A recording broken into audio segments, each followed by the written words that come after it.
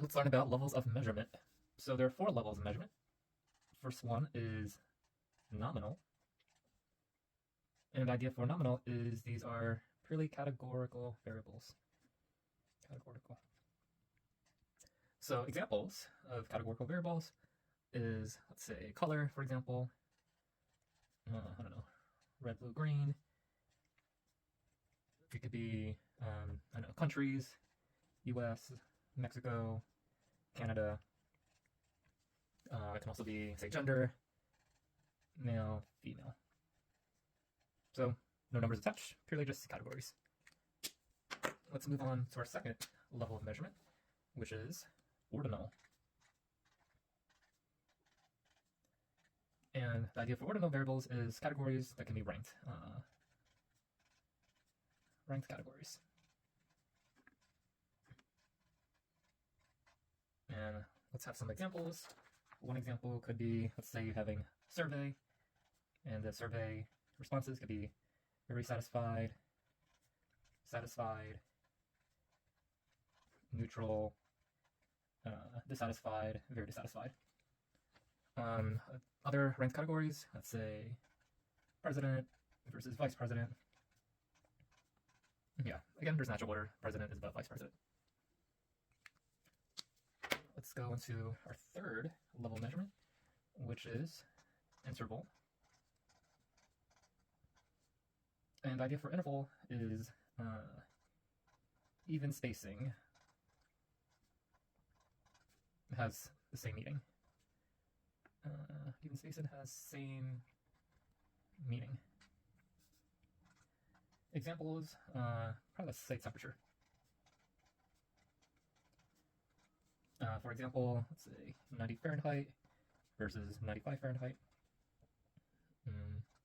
20 Fahrenheit versus 25 Fahrenheit. So the spacing here is 5 degrees. 5 degrees is the same spacing and has the same meaning. 95 degrees is 5 degrees more. 25 degrees is 5 degrees more than 20. Whereas if you compare it to, I don't know, say ordinal, for example, the spacing between satisfied versus very satisfied might not be the same spacing as the difference between neutral versus satisfied. Same thing with president versus vice president. That spacing might be different from, I don't know, if this is the US government, let's say Speaker of the House. Yeah, that gap might be a smaller gap than, say, VP versus Speaker of the House. Now, let's go to our final level of measurement here, which is ratio. Idea of ratio, I should quickly mention interval. So nominal is category, ordinal is also category. Interval is typically numeric. Same thing with ratio, it is numeric. Key difference for ratio, it has natural zero, natural zero. And you can make claims like, I don't know, twice as much. Let's say, it makes sense to say twice as much.